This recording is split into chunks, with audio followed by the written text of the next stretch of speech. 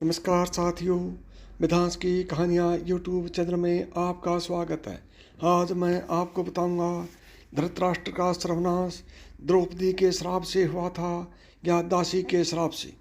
महाभारत युद्ध के लिए किस्सों किताबों में भले ही पांडवों से अन्याय और द्रौपदी के अपमान को लिखा और बताया गया है, लेकिन इस भयंकर नरसंहार के मूल में एक ऐसा व्यक्ति था जिसका चित्रांकन हमेशा से एक असहाय राजा के तौर पर होता है।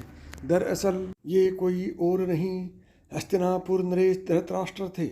एक जन्मांध की क्रूरता की करतूतें ऐसी रही जिसने न सिर्फ राज्य का सर्वनाश कराया बल्कि अपने कुल को भी पूरी तरह मिटाकर छोड़ा।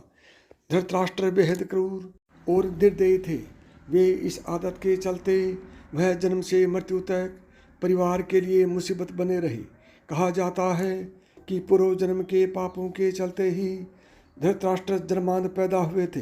पूर्व जन्म में भी धृतराष्ट्र बेहद निर्दयी राजा थे। एक बार के सैनिकों के साथ राज्य भ्रमण पर गए तो उनकी नज़र तालाब में बच्चों के साथ अटखेलियाँ करते हंस के परिवार पर पड़ी, मगर अपनी क्रूर मनोदशा के चलते उन्होंने सैनिकों से हंस की आंख निकलवा ली। दर्द से बिलखते हंस की असहनीय दर्द से मौत हो गई। बच्चे भी मृत्यु को प्राप्त हो गए। मरते हुए हंस ने उन्हें श्राप दिया कि तुम्हारी भी यही दुर्दशा होगी। इसके असर से धृतराष्ट्र अगले जन्म में अंधे पैदा हुए और सभी संतानें भी इसी तरह मृत्यु को प्राप्त हुई। भीष्म ने धृतराष्ट्र का विवाह गांधार की राजकुमारी गांधारी से तय किया, मगर ज्योतिषियों ने सलाह दी कि गांधारी के पहले विवाह पर संकट है, इसलिए पहला विवाह एक बकरे से कराया गया। इसके बाद बकरे की बलि दे दी गई। इसके बाद गांधारी विधवा मानकर धृतराष्ट्र से विवाह कर दिया गया। अब गांधारी विधवा थी। इसका पता लगने पर आग बबूला धृतराष्ट्र को शक हुआ कि न जाने किस कारण विवाहित गांधारी का पति मारा गया। धृतराष्ट्र ने धोखे के लिए अपने ससुर राजा सुबाल को माना और पूरे परिवार को कारागार में डाल दिया।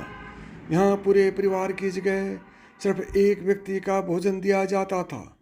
भूखे परिवार में कोई तो जीवित बचे, इसलिए यह भोजन सबसे छोटे पुत्र शकुनी को दिया जाए।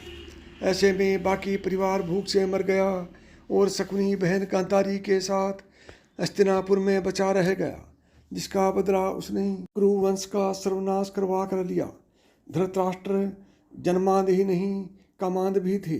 गांधारी और उनके 100 पुत्र नहीं बल्कि 99 पुत्र और एक पुत्री दुशाला थे।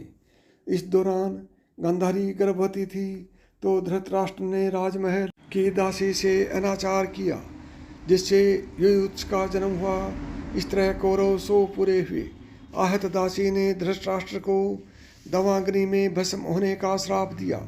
इस कारण उनकी मौत जंगल में जलने से हुई।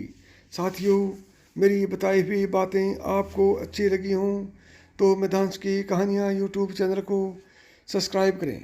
नमस्कार दोस्तों, जय श्री कृष्ण।